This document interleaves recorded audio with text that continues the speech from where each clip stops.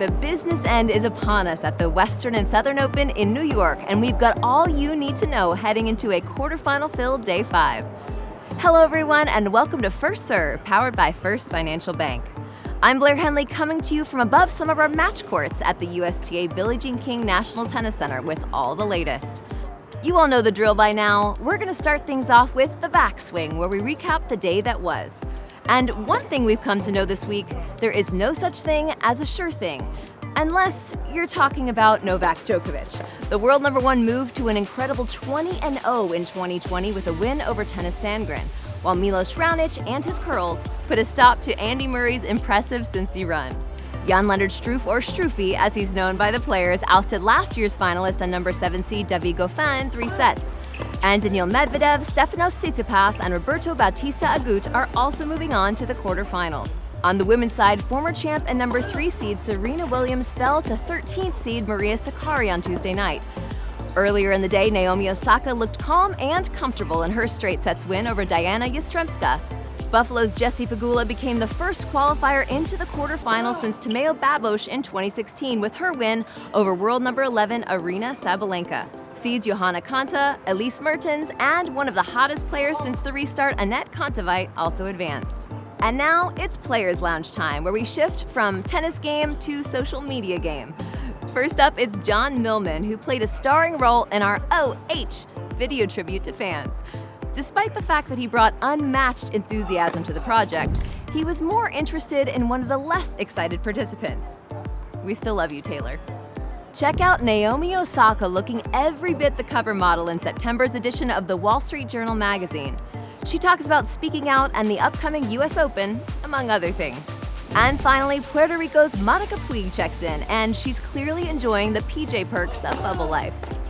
Now, you've heard about the games around the grounds, but have you really seen all there is to offer for players looking to take their minds off tennis for a minute or two?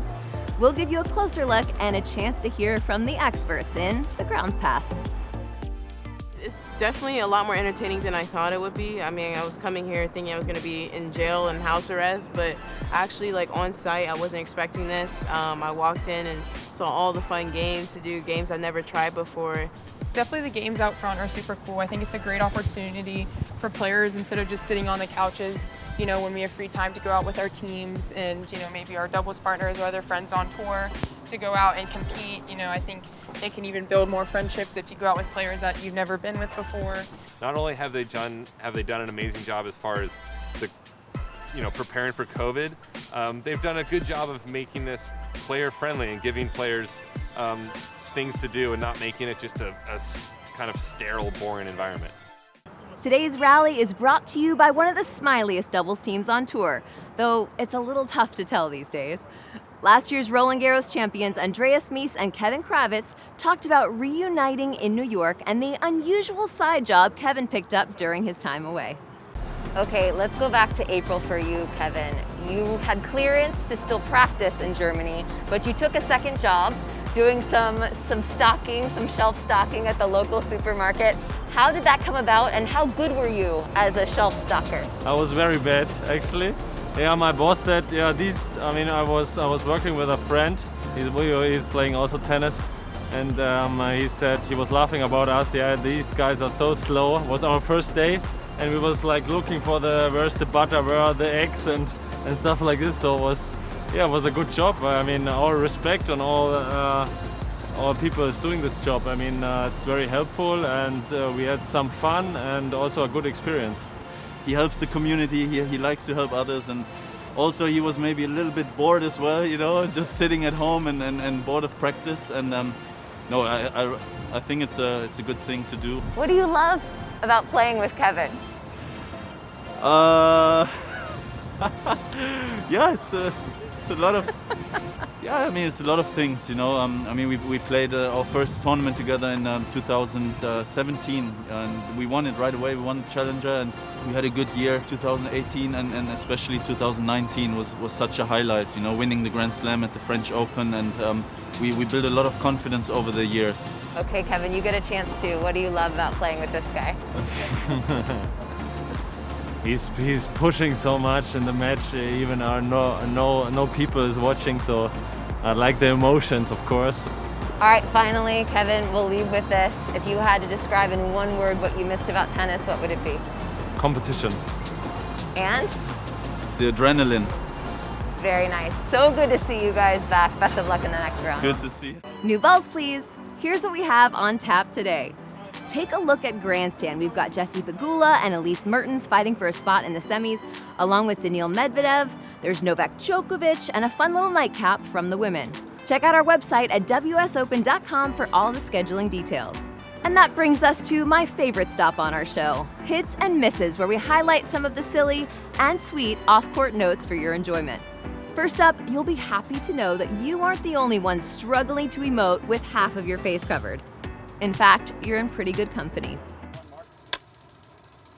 It's so weird to say hi to people because I have my mask on and I'm trying to adopt these eyes like, bright eyes or smile eyes or side eyes or roll eyes. So it's just really about the eye language now.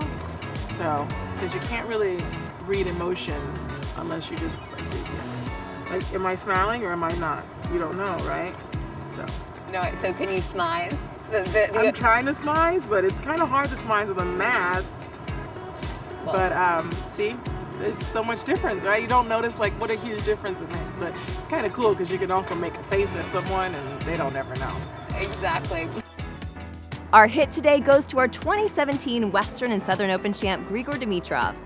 He took us through his philosophy on life and, well, we wholeheartedly agree. Every time I get to Cincinnati, well, now it's obviously in a different place, but every time I get there, I feel so calm and I feel like so in like sort of in my own waters. And you get your own car, you have your little routines, and you catch up with like your friends and people around that they were always coming on that week. So I remember that because it kind of like helped me, like kind of pushed me through to do well.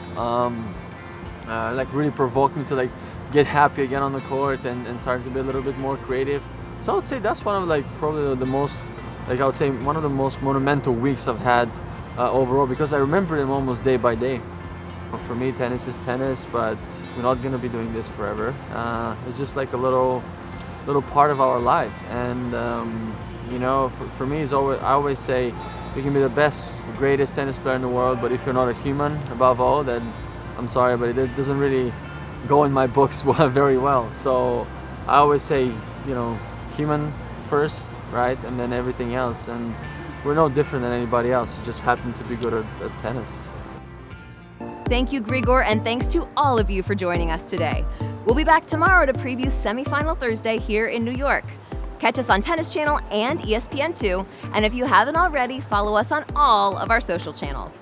We'll see you tomorrow for another edition of First Serve, powered by First Financial Bank.